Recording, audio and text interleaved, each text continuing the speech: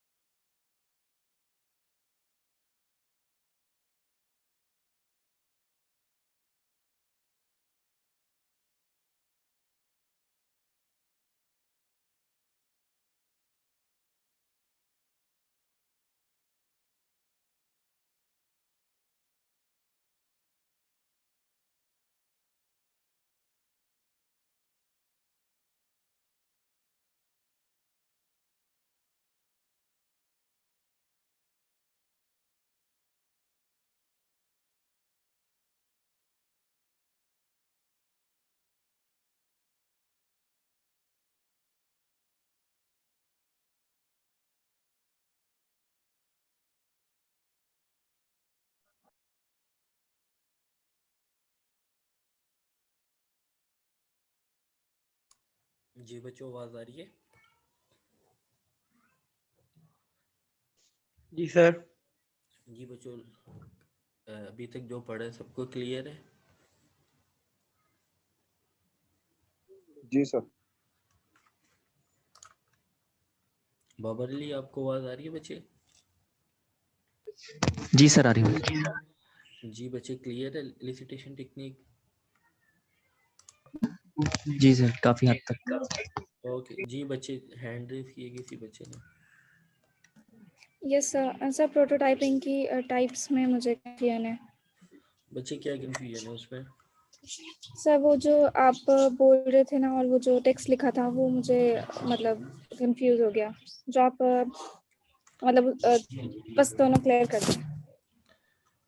कौन सा बच्चे, आप ये वाली टेक्निक्स बात कर रही हो? ये दो टाइप्स की बात कर रही हो? यस सर, यस सर, क्या यस समझ नहीं आया बच्चे की? समझ क्या है, आप वो बता दें ज़रा। सर। थ्रो अवे में हम साथ साथ उनसे पूछ पूछ के करते रहते हैं, ठीक है? जी बच्चे। तो फिर तो सब कुछ सही होना चाहिए ना, उसी को लेके हमें चलना चाहिए।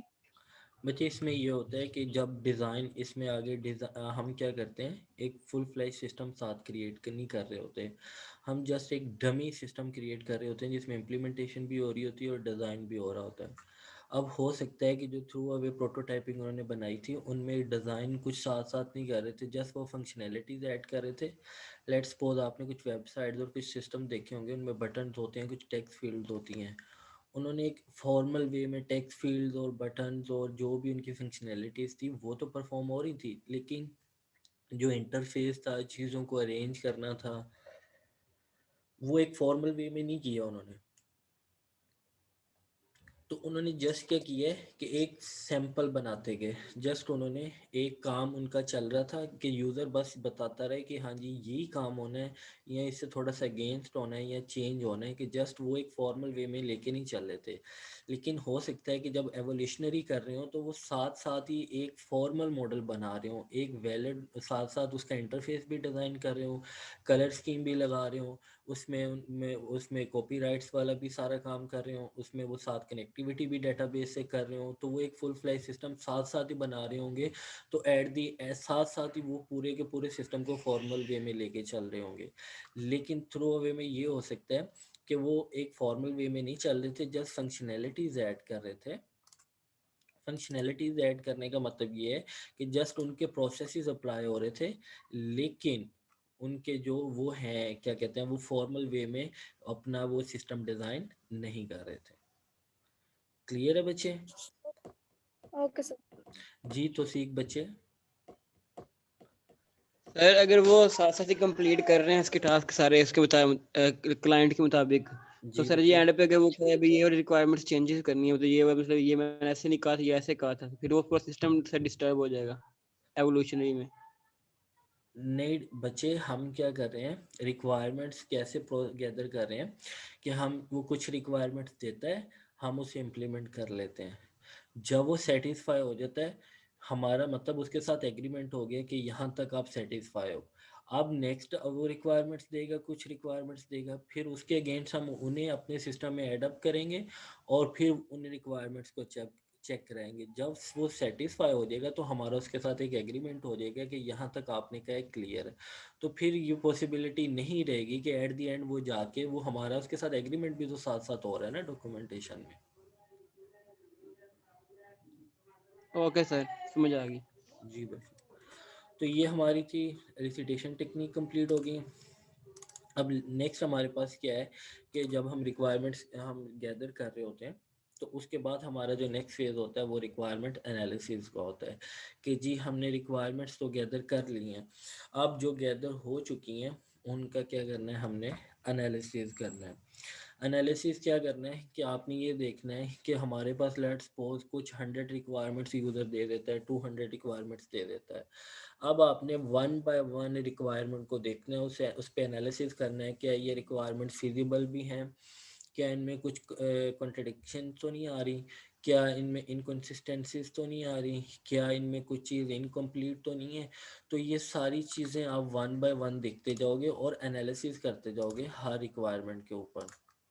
तो अब जो हमारा फेज स्टार्ट हुआ है, अब हमारा फेज कौन सा स्टार्ट हुआ, रिक्वायरमेंट एनालिसिस का। गैदर तो कर लेंगे, यूज़र से ले लेंगे, अब हम उन्हें क्या करेंगे, एनालाइज करेंगे। तो जब हम एनालाइज करते हैं तो हम क्या क्या चीज़ें डिस्कवर करते हैं, उनमें कुछ प्रॉब्लम्स तो नहीं है, उनमें इनकम्प्लीटनेस तो नहीं है, इनकन्सिस्टेंसीज तो नहीं है, और जो भी इनमें प्रॉब्लम्स होती हैं उन्हें हम क्या करते हैं, डिस्कवर करते हैं, और डिस्कवर करने के बाद उन्हें रिजॉल्व करने की कोशिश करते हैं।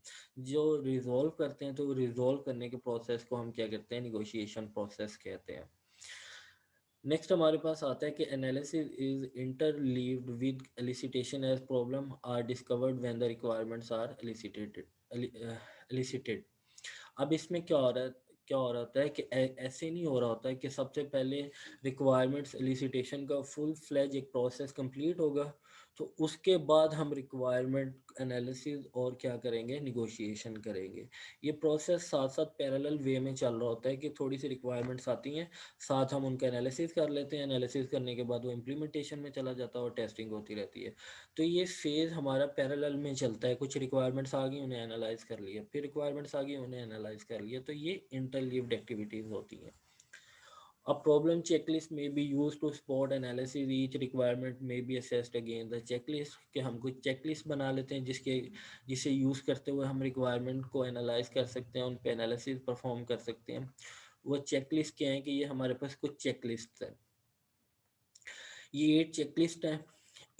हमने ये एक चेकलिस्ट बना ली है। अब हम हर रिक्वायरमेंट्स पे जाके इन चेकलिस्ट को देखेंगे कि ये चेकलिस्ट अप्लाई हो रही हैं या ये क्या कर रही हैं, ये अप्लाई नहीं हो रही। तो सबसे पहले चेकलिस्ट आप क्या रिक्वायरमेंट पे देखोगे, प्री मेच्योर डिज़ाइन देखोगे। तो क्या आप देखोगे कि रिक्वायरमेंट इतनी मेच्योर तो नहीं हो चुकी, इतनी मेच्योर तो नहीं हो चुकी कि आप उसमें इम्प्लीमेंटेशन और डिज़ाइन भी ले आए हो। कि रिक्वायरमेंट्स तो जस्ट क्या होती हैं कि यूज़र ने जो हमसे काम करवाना होता है वो हम नोट डाउन कर लेते हैं, और साथ साथ अगर हम ये भी कह दें कि उसमें हम ये लैंग्वेज यूज़ करेंगे, उसमें ये इस तरह डेटाबेस के साथ कनेक्टिविटी होगी, कनेक्टिविटी होने के बाद इस तरह टेबल्स क्रिएट होंगे, और सारा कुछ आप इम्प्लीमेंटेशन लेवल पे भी रिक्वायरमेंट्स गैदर कर लोगे, और साथ साथ वो भी उसका सोल्यूशन भी देते जाओगे और सोल्यूशन भी सोचते जाओगे, तो ये एक प्री मेच्योर डिज़ाइन होगा। तो प्री मेच्योर डिज़ाइन नहीं होना चाहिए, जस्ट आपका कंसर्न रिक्वायरमेंट के ऊपर होना चाहिए, उसके सोल्यूशन तक नहीं होना चाहिए। उसके बाद कंबाइंड रिक्वायरमेंट्स, ऐसा तो नहीं है कि डिफरेंट रिक्वायरमेंट्स हैं, कुछ 3 से 4 रिक्वायरमेंट्स हैं, हमने उसे एज अ वन रिक्वायरमेंट ही नोट डाउन किया हुआ है कि एक्चुअली में तो वो 3 से 4 रिक्वायरमेंट्स है, लेकिन जब हमने लिखी तो हमने उसे एज अ वन रिक्वायरमेंट ही कंसीडर किया है, लेकिन वो आगे फर्दर उसकी रिक्वायरमेंट्स हैं, सब रिक्वायरमेंट्स हैं।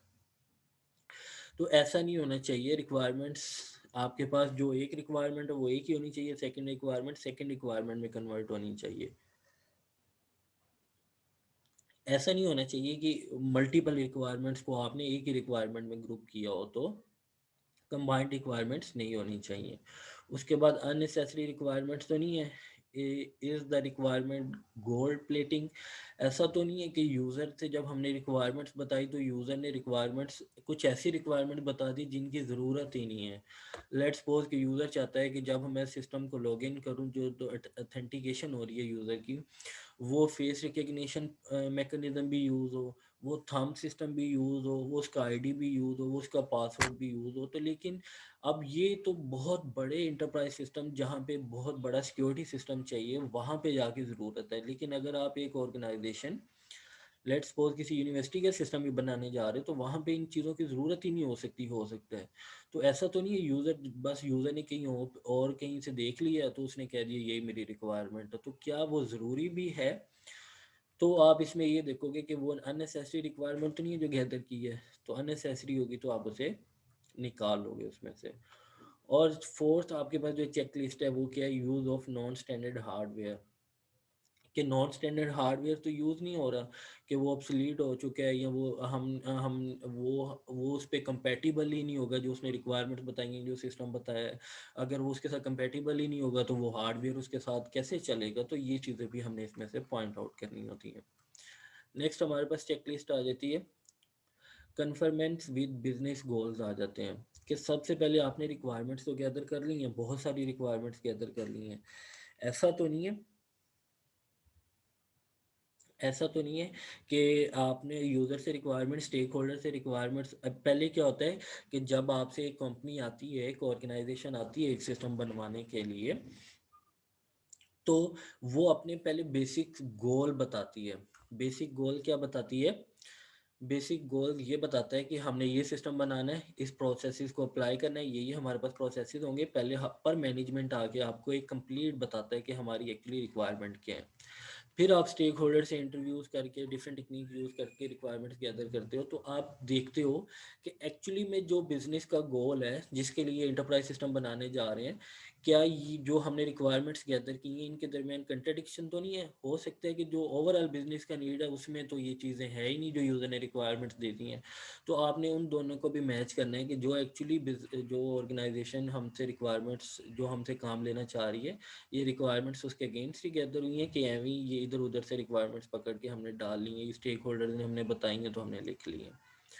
उसके बाद रिक्वायरमेंट्स एम्बिगुइटी आ जाती है। क्या रिक्वायरमेंट्स एम्बिगुअस तो नहीं है कि आप एक रिक्वायरमेंट को पढ़ रहे हो और उसके डिफरेंट मीनिंग पढ़ रहे हैं। एक अगर पर्सन एक्स पढ़ रहा है तो वो उसका डिफरेंट मीनिंग ले रहा है, पर्सन वाई पढ़ रहा है तो वो उसका एक डिफरेंट मीनिंग ले रहा है। तो एम्बिगुअस नहीं होनी चाहिए, स्ट्रेट फॉरवर्ड होनी चाहिए कि जो भी उस रिक्वायरमेंट को पढ़े उसका एक सेम मीनिंग ही बनता हो।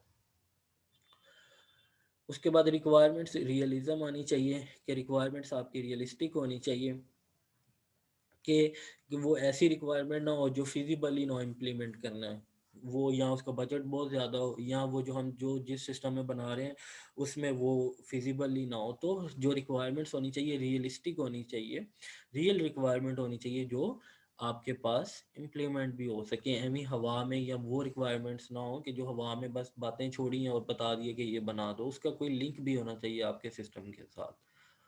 और जो आपके पास लास्ट चेकलिस्ट है जो आप यूज़ करते हो रिक्वायरमेंट्स को एनालिसिस करने के लिए, वो है आपके पास रिक्वायरमेंट्स टेस्टेबिलिटी है। कि अब आपके पास ऐसी रिक्वायरमेंट्स इस तरह लिखी हों कि उन्हें टेस्ट भी किया जा सके। कैसे टेस्ट किया जा सके? हो सकता है कि उस पर एक लाइन लिखी हो कि सिस्टम का रिस्पॉन्स टाइम अच्छा हो। अब सिस्टम का रिस्पॉन्स टाइम हो सकता है कि मैं टेस्ट करने बैठा हूँ तो आपके पास जो आउटपुट आ रही है वो 5 सेकंड में आ रही है, मेरे हिसाब से ये रिस्पॉन्स टाइम अच्छा है। एक पर्सन वाई बैठा है, वो उसे टेस्ट करता है तो वो कहता है उधर लाइन के लिखी हुई थी system should have a good response time. अब उसके उसके अकॉर्डिंग उसके माइंड के अकॉर्डिंग वो कहता है कि 10 सेकंड के बाद आउटपुट आ रही है, तो इट मीन्स ये एक अच्छा रिस्पॉन्स टाइम है। तो कहीं पे स्ट्रेट फॉरवर्ड नहीं बताया कि कितने सेकंड उसका एक अच्छा रिस्पॉन्स टाइम कंसीडर किया जाएगा।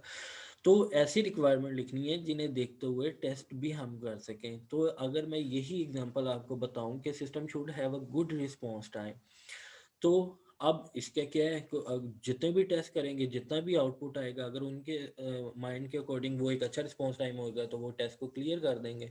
लेकिन जब हम रियल में देखेंगे तो रिस्पॉन्स टाइम 2 सेकंड होना चाहिए, अगर इससे अबव हो जाएगा तो वो एक अच्छा सिस्टम नहीं होगा।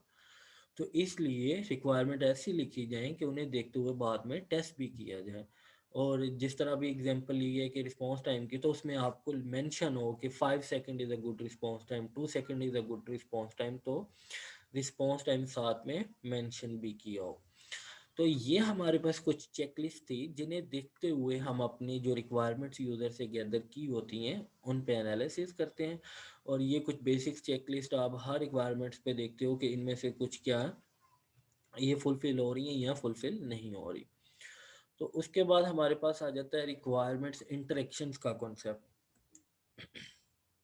रिक्वायरमेंट्स इंटरेक्शन में क्या होता है कि हो सकता है कि हमारे पास 100 रिक्वायरमेंट्स हैं, उसमें से 100 में से कुछ रिक्वायरमेंट्स ऐसी हो सकती हैं जो एक रिक्वायरमेंट डिपेंड करती हो किसी दूसरे रिक्वायरमेंट पे, या किसी दूसरी रिक्वायरमेंट भी डिपेंड करती हो किसी थर्ड रिक्वायरमेंट पे। तो हो सकता है कि डिपेंडेबिलिटी इश्यूज आ जाए कि अगर हमने हमारे पास 100 रिक्वायरमेंट्स थी उसमें से कुछ रिक्वायरमेंट्स एक दूसरे पे डिपेंड कर रही हैं, तो हमें अगर हम एक रिक्वायरमेंट को चेंज करेंगे तो जो उस पर डिपेंड करी होगी रिक्वायरमेंट उसे भी चेंज करना पड़ेगा।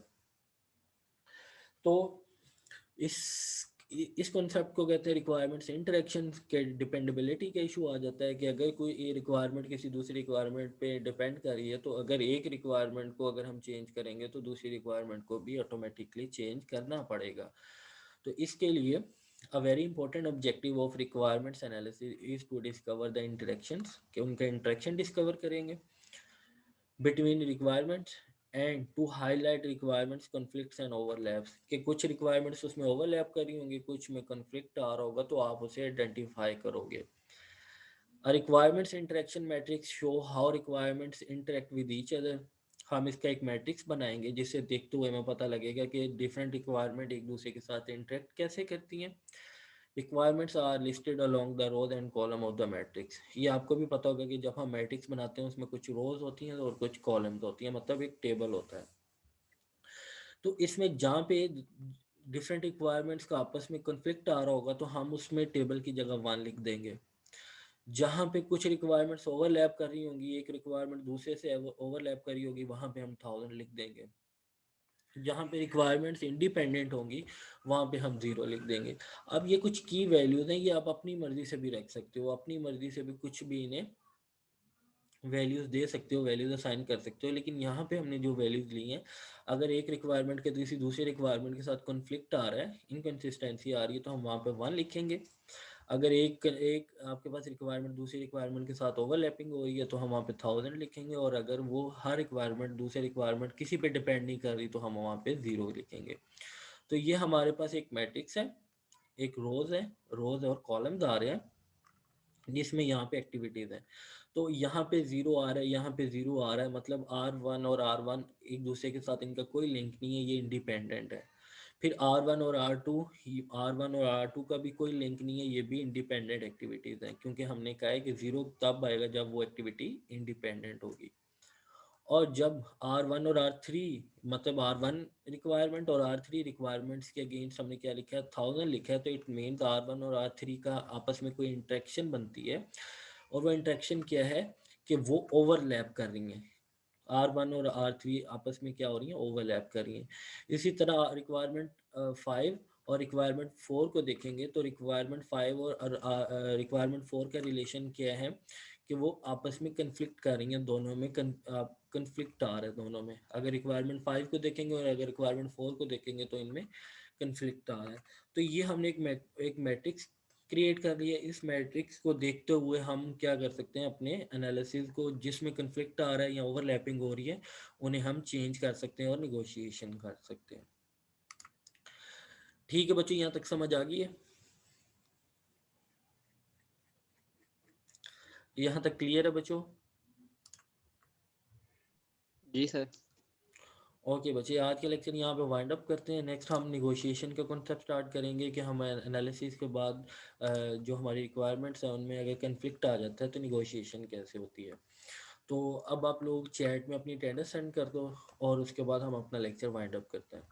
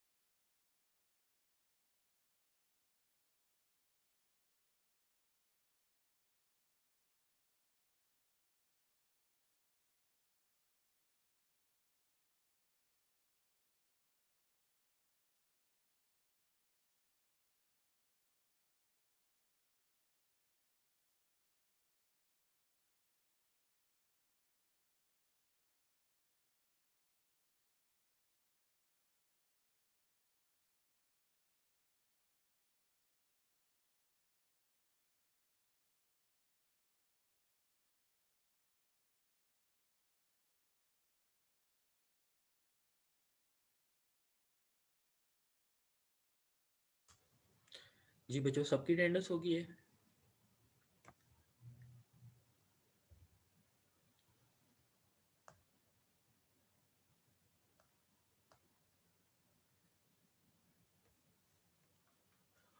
ओके बच्चों, फिर अल्लाह हाफिज़।